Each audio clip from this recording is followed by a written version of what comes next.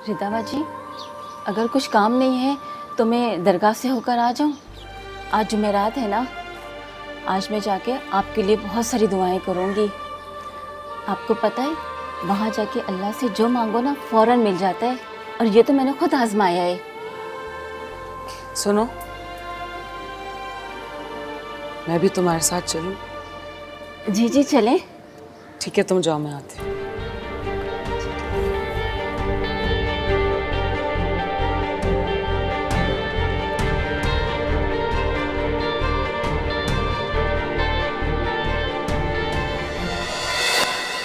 अल्लाहु अकबर।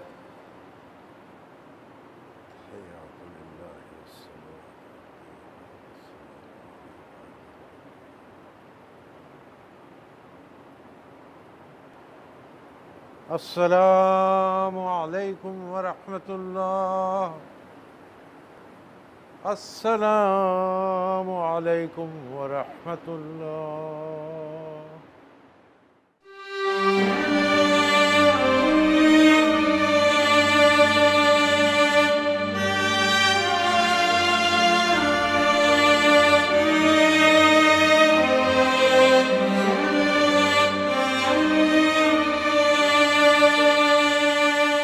हेलो जी, मेरी रिदा से बात हो सकती है? जी जरीना, चले? जी, एक मिनट बात कराती हूँ। रिदावा जी, आपका फ़ोन है। मेरा फोन।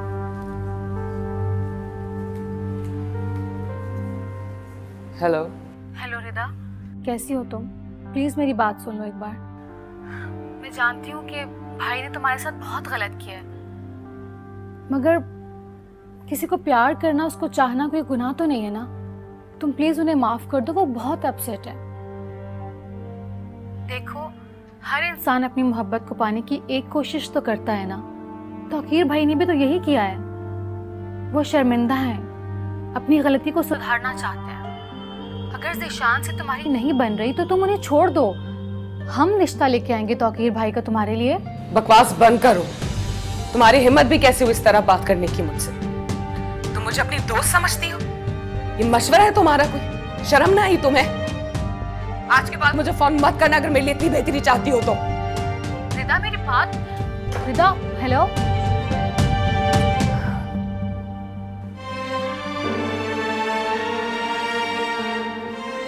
जरीना, जरीना। जी बाजी। चलो। आसिम, तुम आतिम को समझाओ, वो जो करने जा रहा है वो ठीक नहीं है।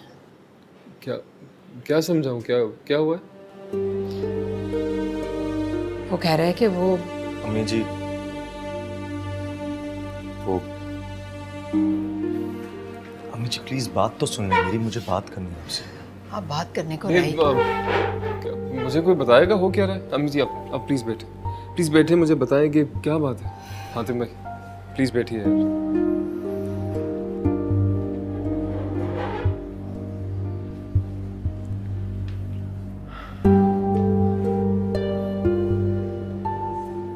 आतिम शमीला से निकाह करना चाह रहा है। शमीला भाभी से? हातिम भाई, निकाह? हाँ, मैंने कहा है कि मैं उनसे निकाह करना चाहता हूँ। ये कैसे हो सकता है और क्यों? हसन, तुम नहीं जानते हो कि वो किस तकलीफ से गुजर रही, कितनी ज्यादती हो रही है उनके साथ वहां पे। आतिम बेटा, जरा ठंडे दिमाग से सोचो। ज्यादती हमेशा शमीला के साथ ही क्यों होती है? जब वो यहाँ थी तो ससुराल में ज्यादती हो रही थी उसके साथ। अब अपनी माँ के घर गई है तो वहां ज्यादती हो रही है उसके साथ। वो खुद क्या कर रही है बेटा, जरा सोचो। अम्मी जी, आप नहीं जानती कि उनके साथ वहां पे क्या हो रहा है, वो किस तकलीफ से गुजर रही है। वो अपने घर से तंग आकर दारुल अमान जा रही थी। वो तो रास्ते में पुलिस ने रोका, उन्हें थाने ले गई। वो तो शुक्र है हैदर भाई थे थाने में, उन्होंने मुझे फोन किया, मुझे बुला लिया अपने पास। वो बजिद थी, मुझे घर नहीं जाना, मुझे दारुल अमान जाना। बड़ी मुश्किल से मैं उन्हें घर छोड़कर आया। खुद ही सोचे, फाम भाई की इज्जत है तो हमारी भी इज्जत है। इस तरह पुलिस स्टेशन, सड़कों पे ख्वार होती, मुझसे ये बर्दाश्त नहीं हो सकती। मुझे उनसे बहुत इख्तलाफात रहे हैं और मैं मानता हूँ कि ज्यादती हो रही है उनके साथ, लेकिन निकाह। लेकिन मैं फैसला कर चुका हूं, निकाह मैं उनके साथ। ठीक है आतिम, तुम फैसला कर ही चुके हो तो मेरी भी एक शर्त है।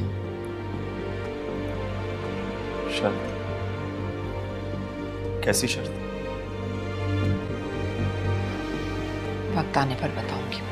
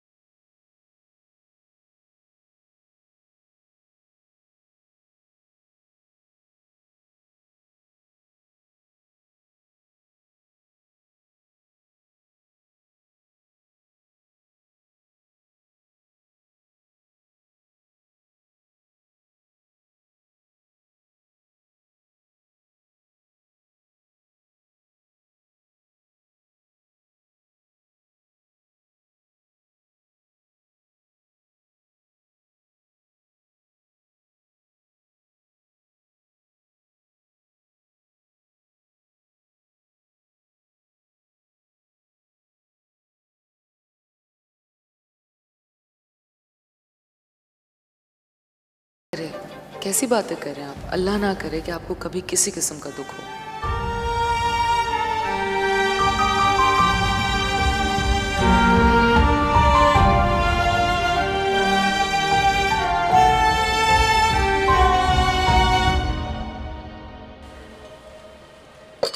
छोटा मुंह और बड़ी बात। आप हातिम बेटा की बात नहीं मानिएगा। क्या बात है? सब खैरियत तो है ना? बस समझो इस घर पर एक और कयामत टूटने वाली है। हातिम शमीला से शादी करने को कह रहे हैं।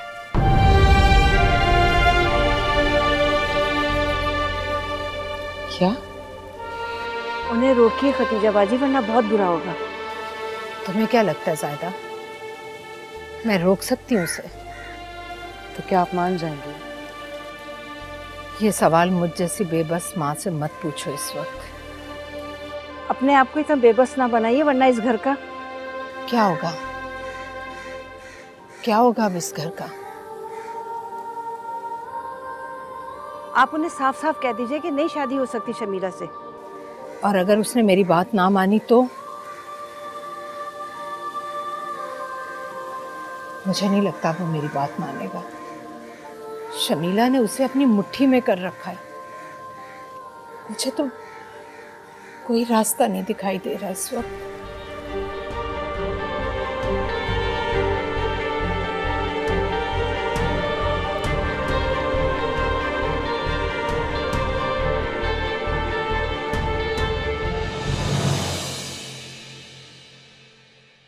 थैंक गॉड ज़ीशान साहब अब पहले की तरह अच्छा काम करने लगे हैं, दिल लगाकर। जी सर, वरना मैं तो परेशान ही हो गया था। और अगर आप इसी तरह काम करते रहे तो बहुत जल्द आपकी प्रमोशन हो जाएगी। ज़ीशान, मैं आपसे बात कर रहा हूँ। ज़ीशान, आपको अपनी प्रमोशन का सुनकर खुशी नहीं हुई? खुशी? हाँ, खुशी। पता नहीं सर। क्या बात है, आज कुछ आप डिस्टर्ब से लग रहे हैं। नहीं सर, बिल्कुल ठीक हूँ मैं। अगर आप इजाज़त दें तो मैं कुछ काम कर लूँगा। ठीक है, जाओ। शुक्रिया सर।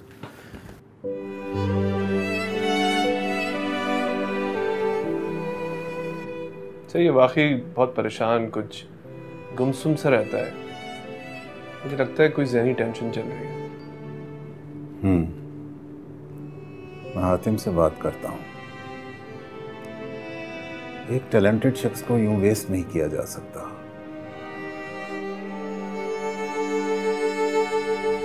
नहीं नहीं आयशा, इस सब की क्या जरूरत है, रहने दो ना। अच्छा चलो, तुम इतना फोर्स कर रही हो तो मैं आजकल मैं आती हूँ, चक्कर लगाती हूँ। ठीक है, हाँ हाँ आ जाऊंगी। खुदा हाफिज। कोई जरूरत नहीं है तुम्हें पार्लर वालर जाने की। तुम बेवा हो, लोग बातें बनाएंगे। अब तुम्हें बनाओ सिंगार बिल्कुल सूट नहीं करता। लोगों का तो नहीं पता, लेकिन आपकी बहू जरूर मुझे ताने देगी। और अम्मी आप एक काम करें ना, अजानें हो रही हैं, मसल्ला बिछाएं और मेरे लिए दुआ करें कि मैं मर जाऊं, ताकि मेरी जान भी छूटे आप लोगों से। ये रजा साहब को दे दीजिएगा और उनसे कहेंगे सारी एंट्रीज कर दें सारी, और मुझे बता दें। Okay sir. Thank you. Thank you. You welcome.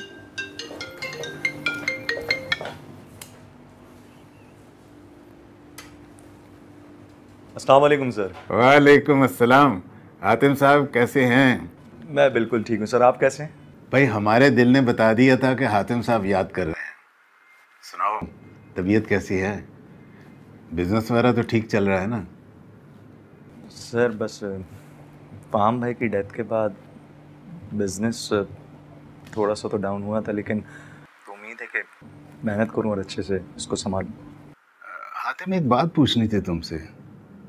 Zeeshan के कुछ फैमिली मैटर्स चल रहे हैं क्या?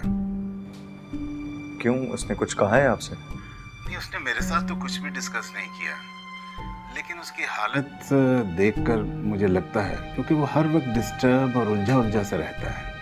सर आप तो जानते हैं हर घर में कोई ना कोई फैमिली इश्यूज होते हैं, तो उसका कोई पर्सनल इशू चल रहा है शायद, तो बेहतर हो जाएगा इंशाल्लाह। हातिम, तुम्हारा ये फर्ज बनता है कि तुम इन इश्यूज को जल्द से जल्द हल करवाओ। He is a talented man, उसका यूं डिस्टर्ब रहना ठीक नहीं है। तुम जब ऑफिस आओगे तो फिर इंशाल्लाह बैठ के डिस्कस कर लेंगे। थैंक यू, आपने मुझे अपना समझा और मुझे कहा। मैं कोशिश करूंगा कि सब बेहतर हो जाए इंशाल्लाह। खुदा हाफिज।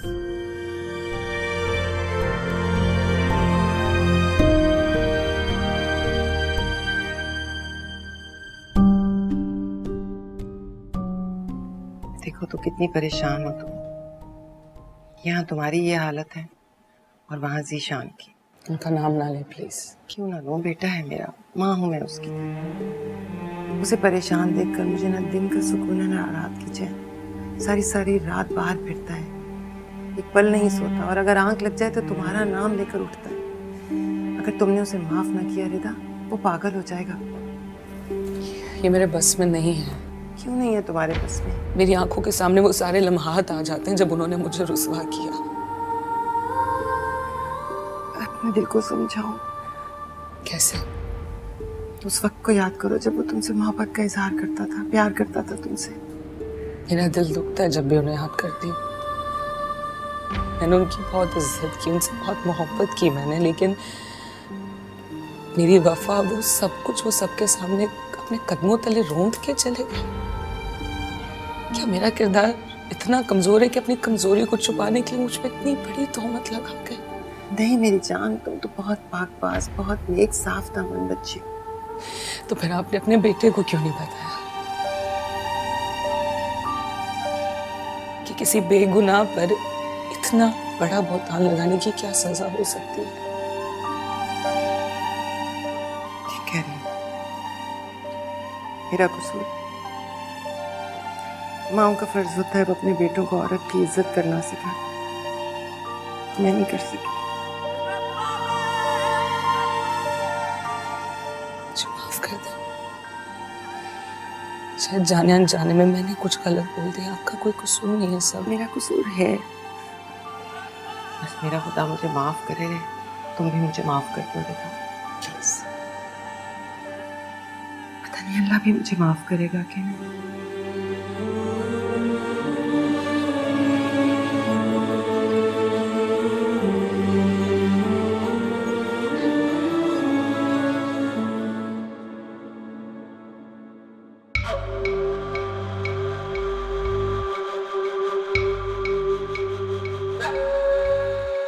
फ़हाम को भुलाना नामुमकिन है। फ़हाम, मैं सिर्फ और सिर्फ आपसे मोहब्बत करती हूँ, लेकिन आपकी मौत का बदला लेना भी ज़रूरी है। मैं किसी को खुश नहीं रहने दूंगी।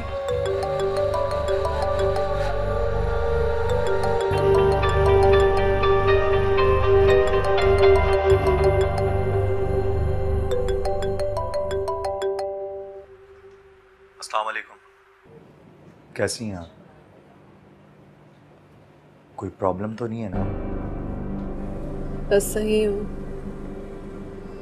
बेटी फ़हाम को याद कर रही थी। फ़हाम की यादों के सिवा मेरे पास कुछ बचा ही नहीं है। प्लीज परेशान मत हो, सब ठीक हो जाएगा। परेशान ना हो तो और क्या करूँ मैं हातम? हमसे जो भी हो सका हम आपके लिए करेंगे, जो भी पॉसिबल हो। क्या करोगे? क्या कर सकते हो तुम मेरे लिए? मुझे लगता है मेरे लिए कोई भी कुछ नहीं कर सकता हातम। मैं मजीद चंद दिन और इस घर में रही ना तो मैं पागल हो जाऊंगी, किसी पागल खाने चली जाऊंगी या खुद को मार लूंगी। कैसी बातें कर रही हैं आप? अब प्लीज संभालें खुद को। ऐसी बातें ना करूं तो और क्या करूं? तुम नहीं जानते यहाँ पे क्या कुछ हो रहा है। मुझे इस घर से निकालने की प्लानिंग की जा रही है हातम। आयला भाभी मेरी दूसरी शादी की बातें करना शुरू हो गई है, घर में रिश्ते लाना शुरू हो गई हैं। मैं ये सब कुछ बर्दाश्त नहीं कर पाऊंगी। क्या? दूसरी शादी? क्यों? मुझे लगता है मुझे तो मर जाना चाहिए। मेरा यही अंजाम है, मेरे लिए यही ठीक है। अब नहीं, आप प्लीज ऐसा कुछ भी नहीं करेंगी। आप सुन रही है ना मैं क्या कह रहा हूँ?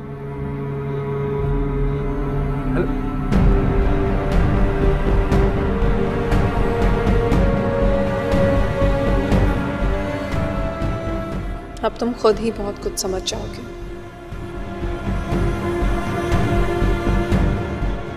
मुझे लगता है मुझे तो मर जाना चाहिए। मेरा यही अंजाम है, मेरे लिए यही ठीक है।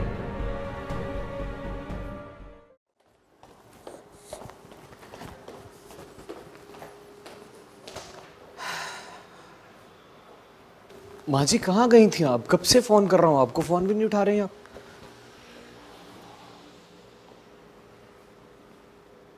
रिदा से मिलना है।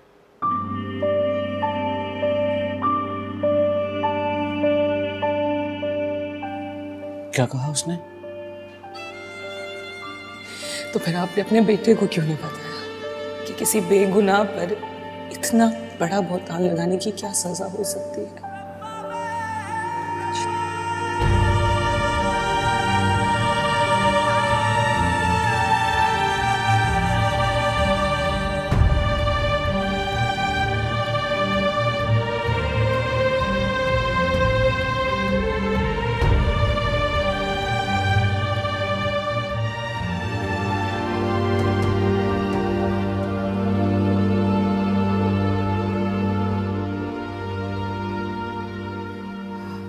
अगर तुम शमीला से निकाह करना चाहते हो तो ज़िशान ने रिदा से माफ़ी मांग ली है और तौकीर भी आया था ये कहने के जो कुछ भी था उसकी तरफ से था, उसमें रिदा का कोई कसूर नहीं। मैं चाहती हूँ कि रिदा को इस घर में वही मकाम मिले जो उसका पहले था। यही शर्त है मेरी।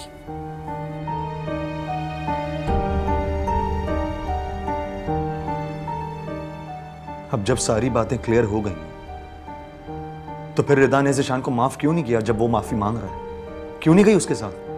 ये मियाँ बीवी का आपस का मामला है। मैं समझा सकती हूँ रिदा को, लेकिन उसके साथ जबरदस्ती नहीं कर सकती मैं। आतिम, मेरी एक बात याद रखना, माँ कभी भी अपनी औलाद को बद्दुआ नहीं देती, लेकिन लेकिन मेरे खुदा को माँ की बेबसी भी पसंद नहीं।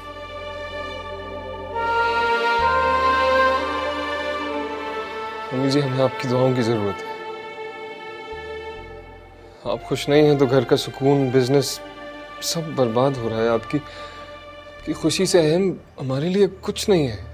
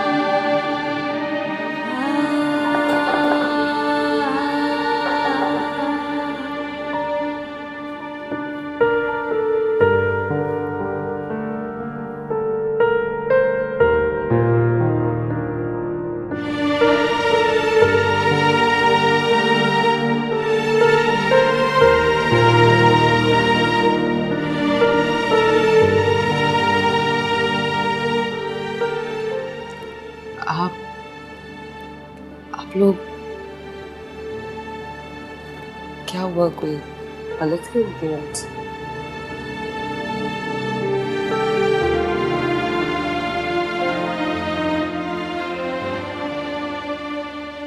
कोई गलती नहीं।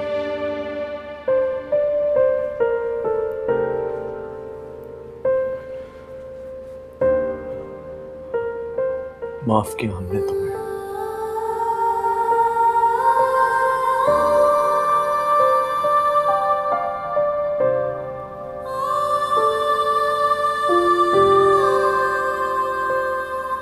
भूल जाओ जो कुछ हो।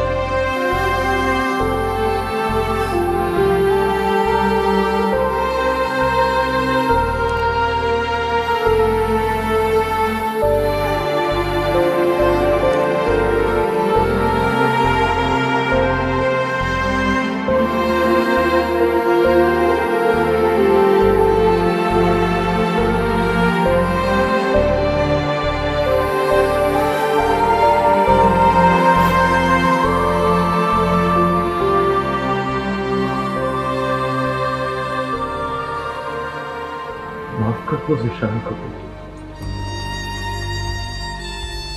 बहुत असीयत में माफ कर दो ज़िशान। बेटा तुम लोग हमेशा खुश और एक साथ रहो।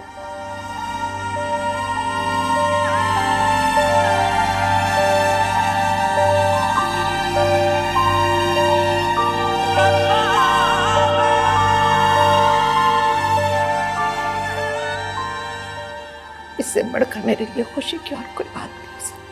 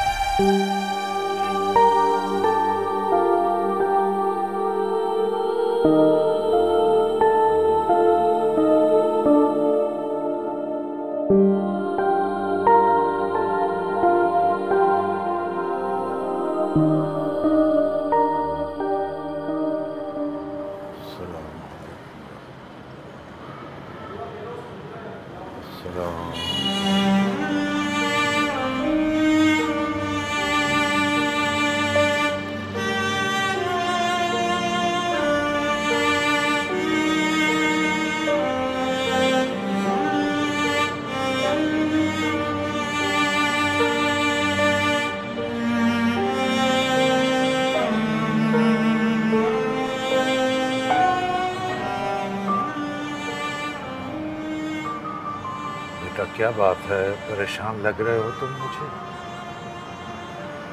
मौलवी साहब, जब किसी इंसान से कोई गलती सरजद हो जाए तो परेशानी तो होती है ना। गलती?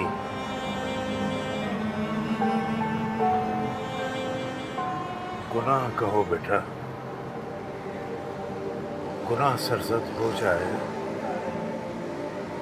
तो दिल तो क्या रूह भी परेशान रहती है। लेकिन मेरे बेटे, वो माफ करने वाला बादशाह है। जिस इंसान के साथ ज्यादती हुई हो, अगर वो माफ न करे फिर भी वो माफ कर देता है मौलवी साहब। नहीं, उसका माफ करना बहुत जरूरी है। जिस बंदे के साथ ज्यादती हुई है वो माफ करेगा तो अल्लाह माफ करेगा। तुम्हें अल्लाह भी तब तक माफ नहीं करेगा ज़िशान, जब तक मैं ना कर दूं। यही तो मुश्किल है। फिर तो बेटा दुआ ही की जा सकती है कि वो उसके दिल में रहम डाले कि वो माफ कर दे।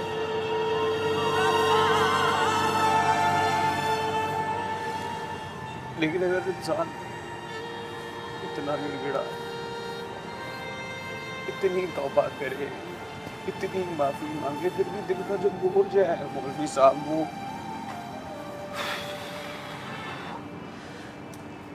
वो बढ़ता ही चला जाए, बढ़ता ही चला जाए, तो उसका क्या? उसका ये बेटा कि उस बादशाह से सच्चे दिल से माफी मांगनी पड़ती है, सच्चे दिल से, मुंह जुबानी नहीं। और निदामत के आंसू उसके हुजूर बहाए जाते हैं और पेश किए जाते हैं।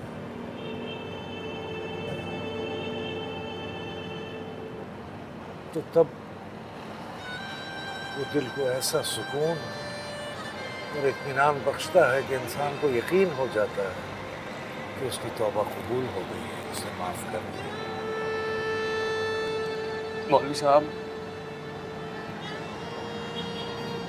अगर किसी नेक बाकिरदार औरत के पाक दामन पर गलती से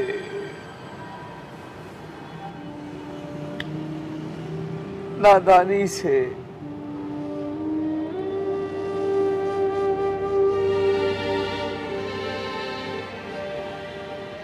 तो मन लग जाए तो उसका क्या? ये बहुत बड़ा गुनाह है बेटा, अल्लाह के यहाँ बहुत नापसंदीदा फेल है।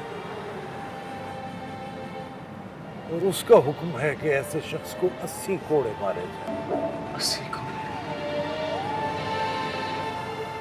ये आजकल नौजवान नस्ल मर्दों और लड़कों को न जाने क्या हो गया है कि जरा जरा सी बात पर औरतों पर बदकिरदारी का इल्जाम लगा देते हैं और अपना नामा आमाल भारी करते रहते हैं। कहीं तुमने भी तो ऐसा नहीं किया?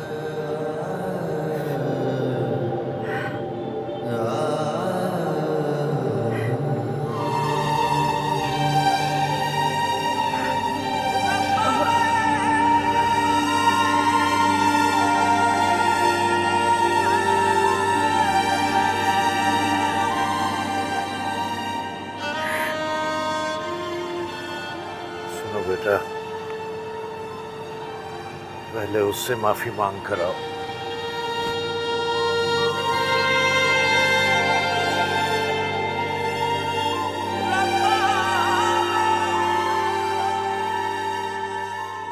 अम्मी जी, बिजनेस में बहुत प्रॉब्लम्स हो रही हैं।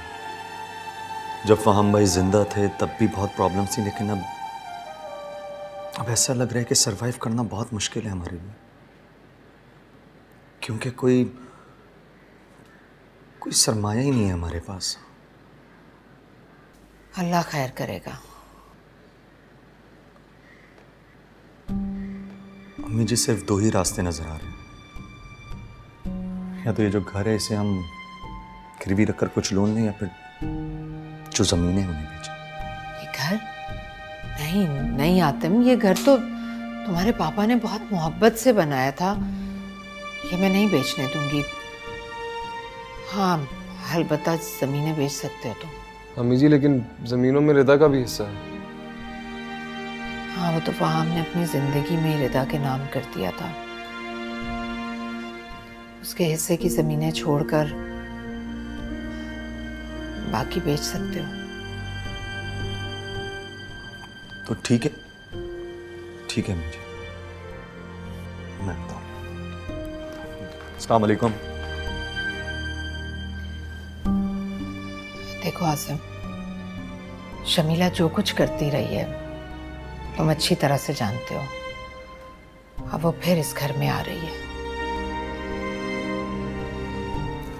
अम्मी जी, तो इंसान की फितरत कभी नहीं बदलती बेटा। वो अब भी बहुत कुछ करने की कोशिश करेगी। तुम अपनी आंखें खुली और उसकी हर हरकत पर नजर रखना। अम्मी जी, मुझे समझ नहीं आ रही आपकी बात। मतलब ये कि हातिम बहुत साफगो है, लेकिन उसके साथ साथ जज्बाती भी है। वो शमीला की बातों में बहुत जल्द आ जाएगा। बस बेटा, तुमने होशमंदी का सबूत देना है। हर बात की हकीकत जानकर तुमने फैसला करना है, और हातिम की बातों में नहीं आना। मैं क्या चाहती हूँ, मैं तो बस इस घर की खुशी और सुकून चाहती हूँ। समझ गए, आप फिक्र ना करें। बस अल्लाह खैर करे।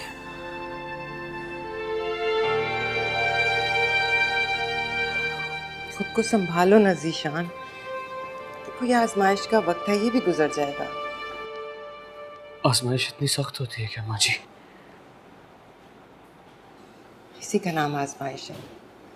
जब कड़ा वक्त आता है ना, तो इंसान उसमें जकड़ा जाता है। ना उसे फरार में पनाह मिलती है और ना पनाह में करार।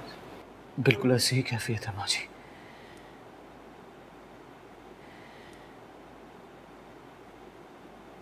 मैं जकड़ा गया हूँ माँ जी। मैं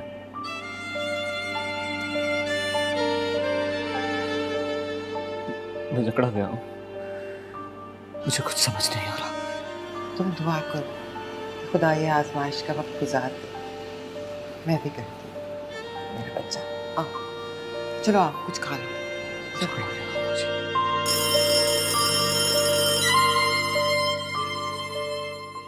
हेलो, हाँ रुशना। माना कि मेरे भाई से गलती हो गई है, मगर उनका गुनाह इतना बड़ा तो नहीं कि माफी ना मिल सके। प्लीज मेरे भाई को बचा ले, प्लीज। हार्ट अटैक हुआ है उन्हें। रिदा मेरा फोन नहीं उठा रही।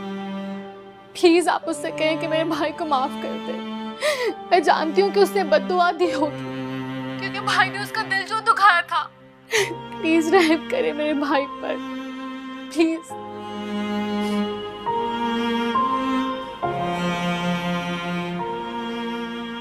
रुशना का फोन था। तौकीर को हार्ट अटैक हुआ है।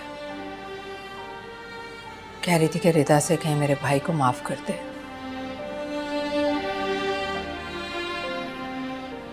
खुदा भी माफ करने वाले को पसंद करता है बेटा।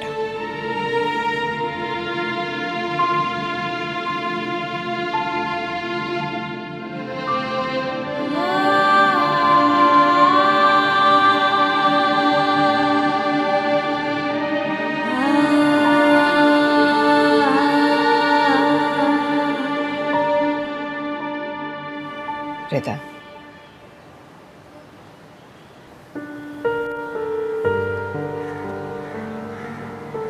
आप कहीं जा रही हैं मामा? हाँ, रेहाना की तरफ। आतिम और शमीला का रिश्ता तय करने।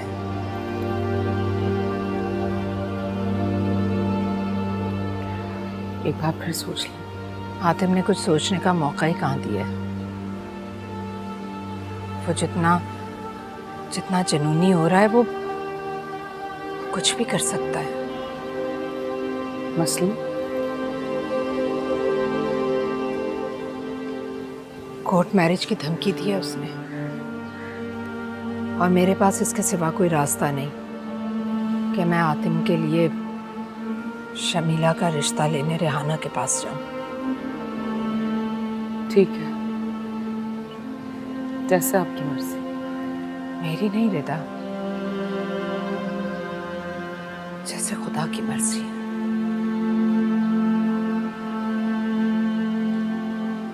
अच्छा बेटा, चलती।